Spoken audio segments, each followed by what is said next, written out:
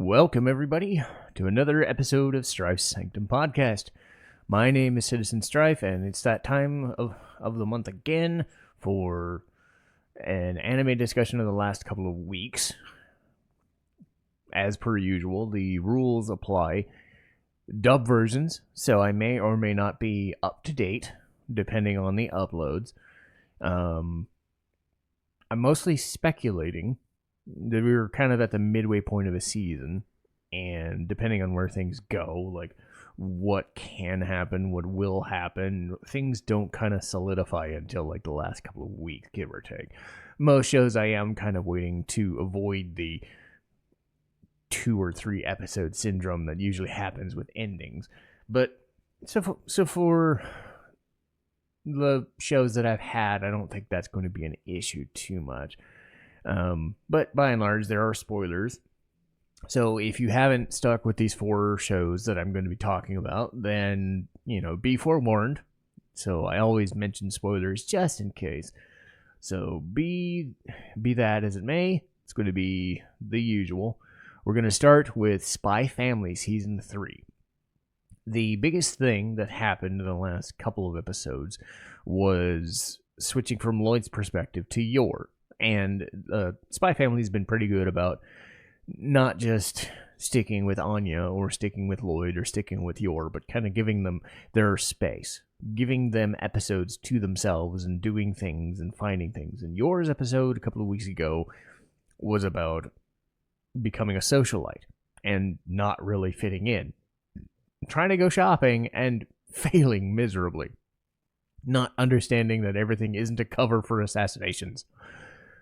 So she goes shopping, and she's climbing an escalator and whatever, and this lady's coming by and is dropping her stuff, and then Yor does her weird acrobatic assassin stuff and catches all the stuff. And then she finds out that while meeting with the lady, she ends up becoming Melinda Desmond. So she ends up getting in contact with Donovan Desmond's wife. So Lloyd hears about it and thinks, okay, there's nothing wrong with it, you'd hope.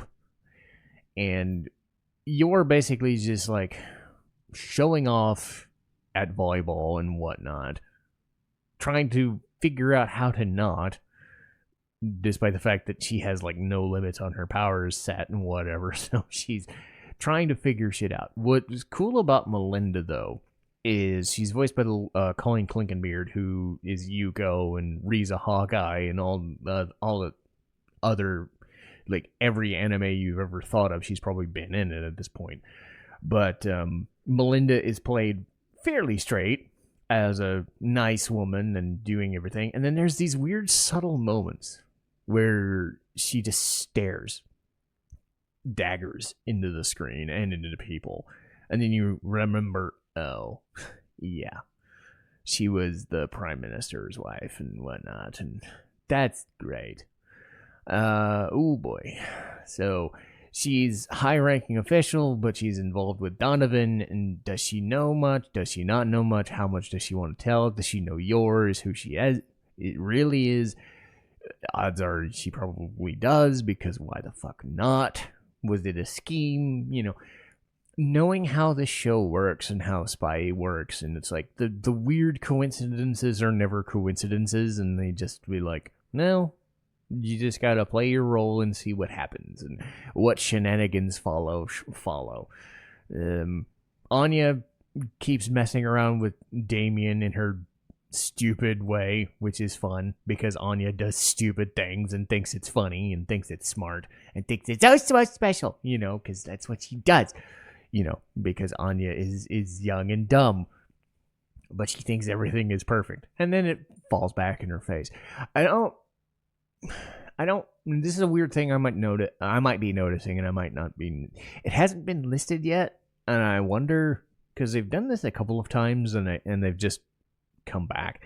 But I noticed that,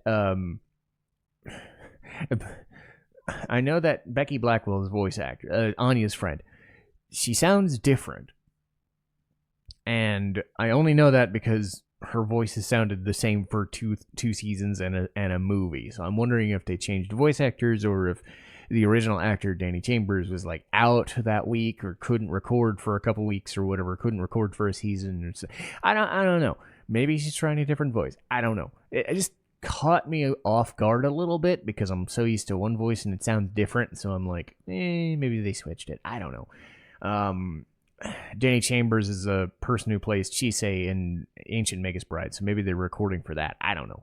But whatever. Just a weird voice acting quirk I'm noticing. Anyway, Anya and Becky and Damien and all that are going their merry way, and they're going on a bus. They're probably going on a field trip, and then they get accosted by robbers and terrorists, and it's great. So it's called the Bus Jacker Incident. So apparently this is going to be kind of like Yours assassin thing on a boat, like from last season, where it's going to extend a couple of episodes, because a couple episodes debuted before I got to this one. So they've kept up with the Bus Jacker Incident, and it's probably going to be a 2 to 3 parter, which is fine by me. I'm good with the extended episodes, because there are times when Spy Family likes to do the short half episode bits, which is fun. But extended set pieces are also good, and they let Lloyd, Anya, Yor, and sometimes Bond do fun things, you know. So I'm kind of interested to see where this goes, especially since this is an Anya-focused one. I don't know how this is going to end, if at all. So who knows where it's going to end up. But I'm, Spy Family is one of my favorite shows, if not my absolute favorite anime. So it's fun to see where this stuff goes, because you can take it seriously to some extent, and you're like, it's Spy Family. They're not trying to take it seriously. Next up is To Your Eternity, Season 3. And the last couple of episodes have been weird because Mizuha's kind of thrown Fushi for a loop and said, do you love me? Do you not love me? Do you like me? I'll show you what love is. They're trying to deal with this weird side plot of this Momori girl who died and has become a knocker, and she does these weird things, and they're focusing on this weird perverted guy, this otaku dude, and it's uncomfortable. Like, even more so by this show standards, like how much they can get away with, and they basically just throw this dude in there, and he's like, I like my old Momori. Where is this other, or is it Mimori? I forget. But the little girl gets turned into a knocker, and her complete personality does a 180, and the dude can't handle it because he's like one of those fucking weirdos. This is basically a fight back against that people like that exist, because of course they exist. Fucking weirdos are fucking weirdos regardless of culture, and they go very far with it, and it's quite disturbing. So while you're dealing with Fushi and Mizuha trying to kind of work through whatever the fuck they're doing, you have this major plot line of this girl wielding this this weapon. I think it's like a saw on the end of a stick. I don't know what kind of garden tool it is, but she's going after Fushi, and she steals one of his bodies, because that's a thing that can happen in this show.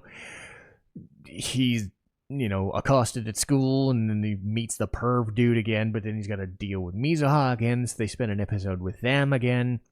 And that storyline's interesting because Fushi is trying to confront dealing with somebody who has basically tormented him through the generations via Hayase. Like, the first few episodes, the first season, he was tormented by her. People have died because of her. And then all through this line of people who have basically taken knockers into themselves, the obsession with Fushi is ridiculous, to the point of insanity. Not quite to the perverted weirdo that is in the episodes, but it's weird and disturbing in its own, like, horrific way. And where Fushi decides to go with it, like, you don't know if he's accepting this life as is, or if he's just unsure of it all. So the fact that he's relenting and is like, okay, for once I'm actually just relenting to this relationship, because it sounds like what he is, and then he finds out he's enjoying it. But then he does it in this like guise of these characters that he met in season 1 and season 2, and like this girl liked doing this, and then this guy wanted to do this, and he learns all these things, and he's having fun, and then Tonari finds out that he's basically been using her friends' bodies to live out his fantasies rather than letting them experience it. And you just remind yourself that this is just... Ugh. I remember not liking this show in season 2 for the large part, just because season 1 was so... Ugh. And, you know, it had its lighter moments and whatnot, but I don't know. Season 3 really is amping up the character drama and the interplay, because you can do that. You've lived with these characters for a couple of seasons, and you're like set in this just completely foreign new world. Foreign for them, but in the scope of modern day, doing something unique with the modern day setting and making it work, because it's played very straight, but it's played comedic and horrifying at the same time. You get your moments of levity of Fushi trying to figure shit out, but then you realize that he's being chased, or he's being tried to be maimed and murdered, or he's forced to maim and murder other people against his will, and it's just... And then you throw that weird pervo dude in the mix, and you're just like, this show's going a little fucking freaky. And I like it, but you do have to be aware that it does cross lines, and it's, you know, it wants to be disturbing. It wants to be unsettling, and it messes with you in lots of different ways. Speaking of unsettling, we've got Gachiakuta, our last show of the setup. And a lot of these... Oh, no, it's third episode. Sorry. Last of the sequel shows. I haven't talked about the other one yet. The Gachiakuta is continuing, and they've centered on, like, the last 6 or 7 episodes, they focused on just being in this weird underground vat and vault of doom with these raider guys. And they've done a lot of talking. And some episodes they've done a lot of fighting, and they've doing even more... Dude... I've done more fighting. No, they've done more fighting, and we did Jabber, and then the dude with the staff, Sanka. But now they're focusing on Rio and Nored. I believe how it's pronounced. Nord, I think. So Rio has her scissors, and Nord has her hair that turns into lightning and static electricity, and it zaps people. So... how's this gonna work? Well, works fine for Nord for a while, and, you know, they're talking, and they're saying, they're doing stuff, and then Riho just pulls out a fucking gun and says, I'm done with this now. I'm gonna shoot you. So she does. And she just leaves Nord practically for dead, even though she said, I didn't hit anything vital, you'll be fine. Ish. And then she goes and shoots Jabber, and then takes Sanka away. So she saves his life.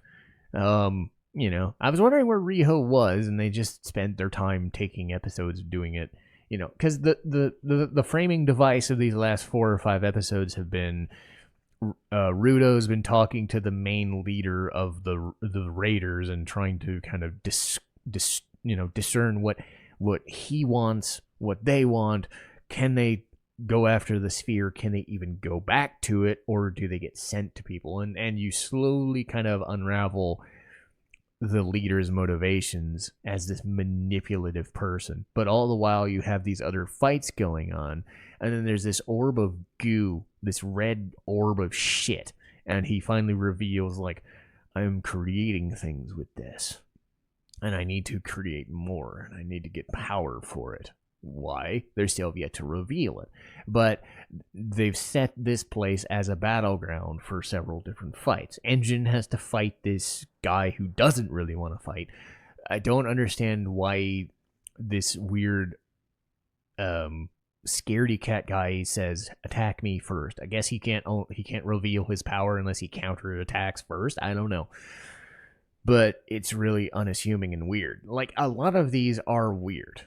Some of them are straightforward shonen fights. Others are just weird talky segments. So I don't know where these raiders are and what they're trying to do and what they're trying to achieve. But I do kind of like the balance that it isn't just, here's one fight, here's another fight, here's another fight. And then they just don't explain anything. They're trying to explain it. And I think Gachiakuta is good at explaining its world and trying to, like, make sure that its characters aren't just, hey, we're fighty dudes, let's do fighty dudes. No, they spend episodes trying to teach you, like, who these people are and why they want to fight.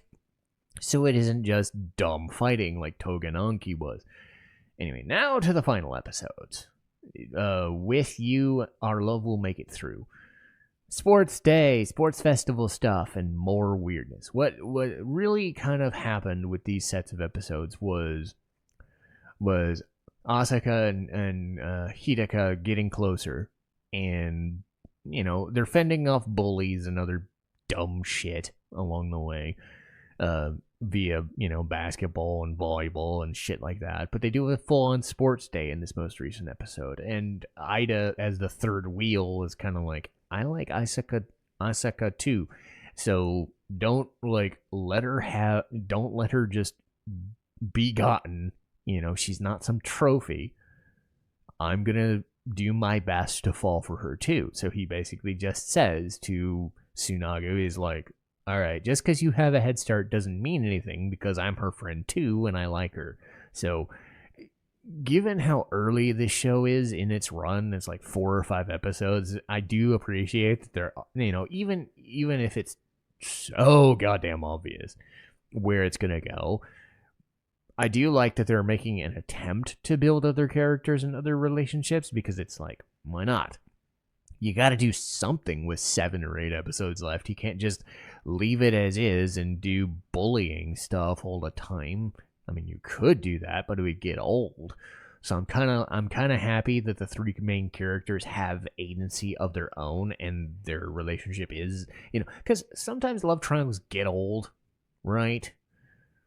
But if you develop it right, there is drama in that, and I am kind of a sucker for love triangles when the characters themselves are reasonable, even if, like, sometimes what I don't like is when one is completely a third wheel and has, like, no chance.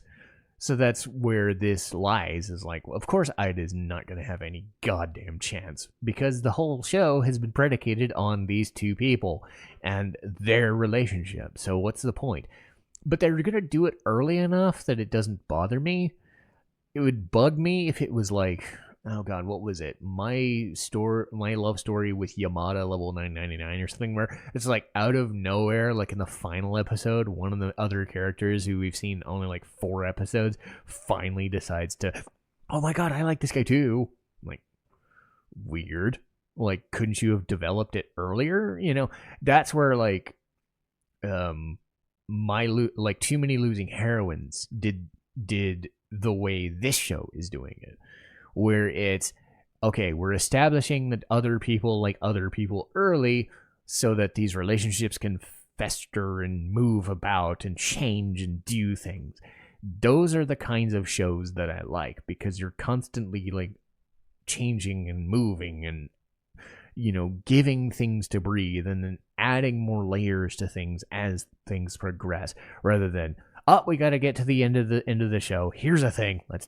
Let's do accelerated artificial drama for the sake of drama. So hopefully, I'm not saying the show is winning any awards or anything, but I'm liking it to the point where almost nothing else has interested me in terms of new shows.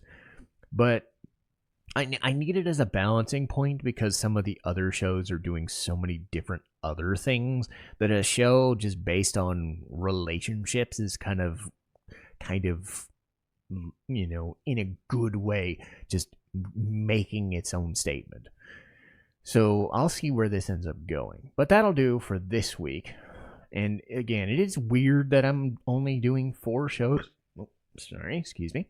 That I'm only doing 4 shows instead of like 6, 7, or 8. But it's good, though. it's good because I can dig into them more, or I can, have time to watch other things or focus on other things. Like a show I'm watching now is, I've been trying to watch some movies here and there, or I watched Spriggan and try to finish Spriggan. Like, it wasn't amazing or anything, but I was liking it. I was watching Vampire in the Garden. Again, not amazing, but not having 8 shows to follow every single day or every single week allowed me some time to get into the movies or get into the shorter films, stuff like that. Because my backlog is still big, but it's not as big as it used to be. So I'm digging into things I haven't wanted to or been avoiding for a while because I have less stuff to dig into on the weekly side. So there is that. So there's a balancing act, and it's kind of nice to have stuff to talk about. Anyway, that'll do for this week, or this set of 2 weeks, and we'll keep going. But next week will be Ace Attorney Dual Destinies. It'll be a series of games that I've finished over the past year, or have at least finished on my channel, so that I have a lot of stuff to talk about with those. And with Ace Attorney, I do like one or two reviews a year, give or take. So we're up to game 5, and that's Dual Destinies. We've got Kaloon Generic Romance, Suikoden 1 and 2 Remaster, which is proceeding and hopefully finishing. To Your Eternity, which, by the end of January may or may not finish, but if it does, I'll talk about it, and then I'll keep going about it in the weeklies. And then No Sleep for Kaname Date, one of the games I finished over the summer into the fall before Bravely Default. So, I'm staying very busy, and I've enjoyed it. But that'll do for this week, and I'll see you next time. Citizen Strife, signing off.